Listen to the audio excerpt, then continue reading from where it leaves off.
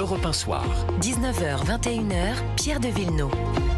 Avec autour de la table jusqu'à 21h, Hélène Rouet. Bonsoir. Bonsoir Pierre. Journaliste politique au Journal du Dimanche. Bonsoir Jean-Claude Dacier. Bonsoir. Chroniqueur politique éclairé. Bonsoir Sonia Zadig. Bonsoir. Ça dépend des jours. Merci d'être avec nous. Vous êtes psychologue clinicienne, psychanalyste, écrivain, auteur de ce livre Les enfants perdus de la République aux éditions Fayard. C'est paru le jeudi 13 novembre dernier. On s'attaque à un tabou. On va y venir dans un instant. D'abord, je voudrais juste, parce que c'est en corrélation avec l'idée de votre livre, cette proposition de Laurent Wauquiez d'interdire le voile aux jeunes filles mineures. Laurent Wauquiez suivi par 69% des Français.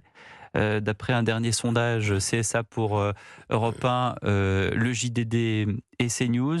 Qu'est-ce que vous en pensez de cette proposition de loi ? Bien entendu, je ne peux qu'être d'accord avec cette proposition. Vous disiez tout à l'heure que c'était pour ne pas implanter dans la tête des filles, instiller dans leur tête qu'elles sont inférieures, mais c'est surtout de ne pas les sexualiser. Parce que qu'est-ce que ça veut dire le voile que de considérer le corps de la femme comme étant quelque chose de tabouisé, de désirable.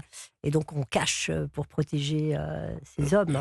Donc on ne peut pas imposer ce genre de choses, à sexualiser le corps d'une fillette de 4 ans, de 5 ans, et c'est ce qu'on voit un petit peu aujourd'hui, malheureusement. Donc absolument, la loi devrait être très ferme là-dessus. C'est ce que vous décrivez dans votre livre, ces apostats, ces personnes qui essayent, tant bien que mal, de quitter un carcan. C'est plus une religion, c'est un carcan, c'est un dogme, c'est une situation culturelle avec des verrous partout où ils essaient de sortir. Alors moi, j'ai commencé votre livre, même si j'ai lu, effectivement, il y a la moitié sont des témoignages féminins, oui. L'autre moitié sont des, des témoignages masculins. Moi, j'ai commencé par les hommes parce que je me suis dit qu'il y avait peut-être plus de matière. On sait qu'il y a le voile. Là, vous parlez d'ailleurs d'une jeune fille qui prend un café avec vous, elle rentre dans le café, puis elle enlève son voile. Pour la première fois. Pour la première fois de sa vie, et elle dit je vais quand même pas rentrer au café avec un voile. Voilà. À 40 ans. À 40 ans, ça vous a étonné d'ailleurs ce geste ? Ça m'a beaucoup étonné, ça m'a aussi, je m'étais dit que c'était peut-être un premier geste de libération de ce carcan.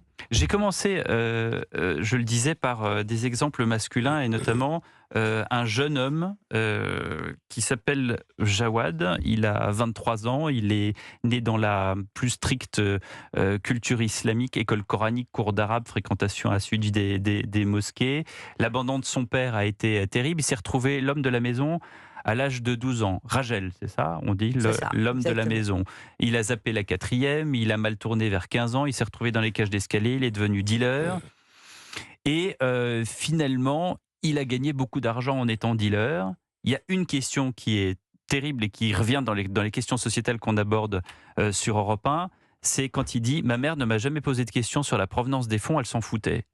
Ça c'est terrible parce que du coup là on essaye de lutter contre le narcotrafic, on lutte, certains maires le font pour la responsabilisation des parents, on entend bien la situation dramatique dans laquelle se retrouve cette femme puisqu'elle est abandonnée de son mari, qui est parti vers une autre femme au nom de de la polygamie qui est permise et est allée refaire sa vie en Algérie. Là elle se retrouve toute seule, on entend bien la détresse de cette femme, mais voilà, elle s'en fout de savoir elle le sait pertinemment que son fils vend de la drogue et en même temps, c'est la seule source de revenus. Je ne sais pas si elle s'en fout, parce qu'il y a d'autres témoignages qui disent qu'ils sont passés par le deal, etc. Et qu'il y a une telle dichotomie, si vous voulez, entre... c'est de la drogue qui est pour les autres, qui est pour les koufars, les mécréants, donc c'est pas un problème. Ah oui, donc c'est entre koufars, c'est entre mécréants, donc c'est pas important. Voilà. Oui, mais ça veut dire quand même, vous voyez, c'est assez étonnant parce qu'après le témoignage de ce jeune est terrible parce qu'il découvre qu'il est lui-même homosexuel, donc finalement il part draguer des mecs dans Paris, etc. Et puis après il se fait tabasser, kidnapper parce qu'on découvre son homosexualité dans la cité. Et après il découvre ce cercle des apostats qui est en fait le fil rouge de tout votre livre, où effectivement il y a ces personnes, cette pépinière qui permet de dire voilà, tu veux t'en sortir, on va réussir, on va t'aider à t'en sortir. C'est ça la réalité des choses. Voilà, donc pour revenir un petit peu, avant d'arriver au cercle des apostats, revenir un peu à la sortie, si vous voulez, de cette religion où je pense, et c'est ce que je martèle souvent, de ne pas considérer la religion comme uniquement une religion. C'est plutôt une culture, c'est plutôt un vivre ensemble, une casuistique, enfin, peu importe, une identité surtout. C'est surtout une identité qui, je l'ai dit aussi, qui est supranationale, et on apprend dès son jeune âge à être musulman avant d'être quoi que ce soit d'autre. Ah oui. Même algérien ou marocain, Ouais, c'est pas une attaque uniquement contre la France, pas du tout. C'est l'islam prévaut, bien. Donc, quand ils sortent de ce carcan, si j'ose dire, ils perdent tout, finalement. Ils perdent absolument tous leurs repères. Ils se retrouvent dans un vide ontologique. Qu'est-ce que je vais devenir? Que suis-je? Qui suis-je? Parce que leur vie était réglée avec l'islam. L'islam réglait leur vie. Règle tout. L'islam règle comment vous vous habillez, comment vous parlez, comment vous vous mariez, comment tout. Donc, c'est une perte de repères soudaine. Soudaine, totale, et ils se retrouvent justement pris en charge, et heureusement par ce cercle des apostats, qui est une pépinière, une matrice provisoire, enfin je l'espère, provisoire. Et il y a beaucoup de solidarité intragroupale et tout, mais il faut savoir que c'est dans la clandestinité la plus totale. Et ce que j'entends, moi, dans les témoignages, c'est qu'ils me disent « la France nous a abandonnés ». Dans quel sens la France nous a abandonnés? Parce que la France est un pays laïque qui ne s'occupe ni de la foi ni de la contre-foi. En revanche, il y a quand même la liberté de conscience. Et aujourd'hui, la liberté de conscience, en tout cas chez ces jeunes Français, est mise à mal. Puisque quand ils vont porter plainte pour menace de mort ou pour... Ils sont rattrapés par la patrouille, par les amis, par la famille. Soit qu'ils sont rattrapés, soit la police leur dit « mais écoutez, faites-vous discret, c'est pas la peine d'embêter ou d'énerver les musulmans. Hein ». Voilà, et donc, si vous voulez, enfants perdus, parce que sortant de la Oumma qui les rejette, parce que c'est-à-dire que si vous quittez l'islam, on vous rejette aussi, même des mamans, hein, des pères, etc. Donc ils se retrouvent sans rien, et ils arrivent au bord, à demander asile, si vous voulez, à la République française, et ils se disent, ils sont assignés à résidence, ils sont assignés à retourner. Ça veut dire quoi? Ça rappelle les mots de M. Tedjan, qui était le garde des Sceaux du général de Gaulle en 1945, et qui disait, de toute façon, les deux cultures ne sont pas solubles, ne peuvent pas se mélanger. Ça veut dire que c'était l'anti-vivre ensemble, finalement. En l'occurrence, ces apostats-là veulent se mélanger, veulent vivre ensemble, veulent être partie prenante des Lumières et donc et ils de ne la veulent démocratie. plus. Mais ils ont l'impression qu'en face, c'est-à-dire En face, vous avez 57% des jeunes musulmans de 15-24 ans qui estiment que la charia est supérieure aux lois de la République. C'est un dernier sondage IFOP. Oui, et d'ailleurs, l'IFOP est scandaleusement attaqué pour ça par des députés LFistes. Ouais. De toute façon, tout le monde tombe des nues quand il entend 57%, mais finalement, si vous êtes vraiment musulman, si vous connaissez l'islam, la charia est forcément au-dessus de tout. Sinon, vous n'êtes pas musulman. Ouais, vous dites ça avec un air. Les auditeurs d'Europe 1 ne vous voient pas forcément, sauf sur Internet. Mais regardez avec cet air dans le visage en disant mais oui, bien sûr, évidemment. Mais bien sûr, il y a pas de sujet. Mais arrêtons d'être ignorants. Je veux dire, on va nous accuser d'ignorance. Je veux dire, à partir de ce livre, on ne peut pas rester ignorant, c'est pas possible. Hélène Rouet. Justement, vous évoquiez donc les menaces que subissent ces apostats. Selon vous, quelles actions concrètes l'État pourrait-il mettre en place pour les protéger? D'abord, prendre en charge quand même les plaintes quand elles sont. Il ne faut pas les classer comme on classait avant les femmes qui allaient demander asile et dire je suis tabassée, etc. Aujourd'hui, ça change. Donc, il y a eu une seule, et c'est une fille que je salue ici, qui s'appelle Alia, qui a été vraiment dans des menaces de mort. Ils l'ont attendue en bas de chez elle, vraiment catastrophique. Elle a eu gain de cause, il y a 2 jours, à Albi. Elle a eu gain de cause. C'est le premier... la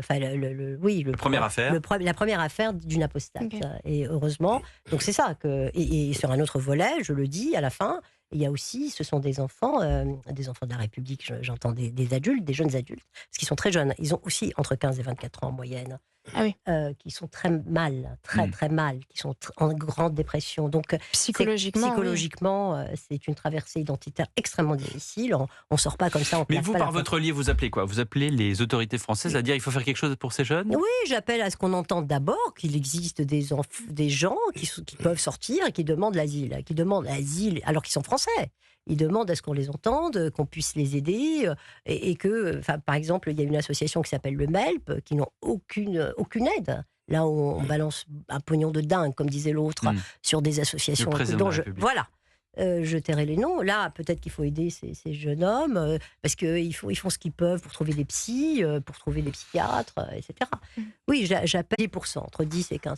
Ouais. Est-ce que sur le chemin de l'assimilation, l'oubli de l'islam est obligatoire, ou est-ce qu'on peut essayer d'être comme la chrétienté et comme la catholicité? Il y a quand même beaucoup de gens qui ont ça au fond d'eux-mêmes et qui pour autant ne sont pas des pratiquants suivis. C'est un vœu que je forme, c'est-à-dire c'est pas la peine quand on sort de l'islam, on a le droit de pas croire en Dieu, mais de rester quand même attaché à sa famille, attaché à sa communauté. Il n'y a pas de contradiction, mais ça aussi, c'est quand même un problème franco-français, c'est qu'on nous ramène, et pour le coup là je dis nous, toujours à notre origine première. On me dit très souvent, alors que moi j'ai jamais été musulmane, etc., on me dit toujours, alors Sonia Zadig, vous êtes musulmane. Vous voyez, il faut quand même que ces deux signifiants. Il y en a une qui vous prend pour une juive d'ailleurs au début du livre. Oui, parce que si, d'ailleurs, les premières insultes qui arrivent, c'est vous êtes juive. Parce qu'à partir du moment où on dit quoi que ce soit, vous êtes juive. Il y a ce côté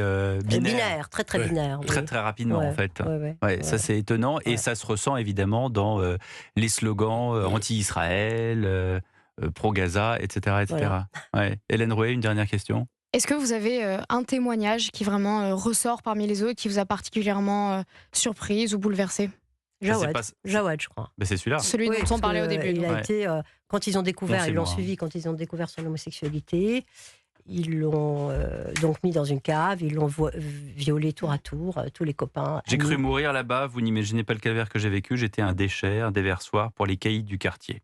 Voilà. Ce qui m'a sauvé, c'est que je suis tombé dans les pommes. Ils ont dû me transporter à l'hôpital. C'est ça qui l'a sauvé. Et il a fini à l'hôpital psychiatrique. Il faut savoir qu'il y a beaucoup de gens qui, à quelque chose malheur et bon, qui se retrouvent à l'hôpital psychiatrique et qui sont un peu sauvés, si vous voulez, par ça. C'est un problème national qui nous concerne tous. Et si on crie depuis toujours à l'assimilation, nous voilà devant des personnes qui veulent s'assimiler et qui en appellent à la République et à la démocratie et à, et arrêter peut-être la peur et la lâcheté de parler d'une religion et de se voir toujours traité d'islamophobe ou de raciste. Ces gens-là viennent de là, donc je ne sais pas si on peut les traiter de racistes, je ne crois pas. Merci beaucoup Sonia Zadig. Les enfants perdus de la République, avec un titre bien sûr en résonance avec les territoires perdus de la République. Ils ont décidé de sortir de l'islam au péril de leur vie. C'est publié chez Fayard.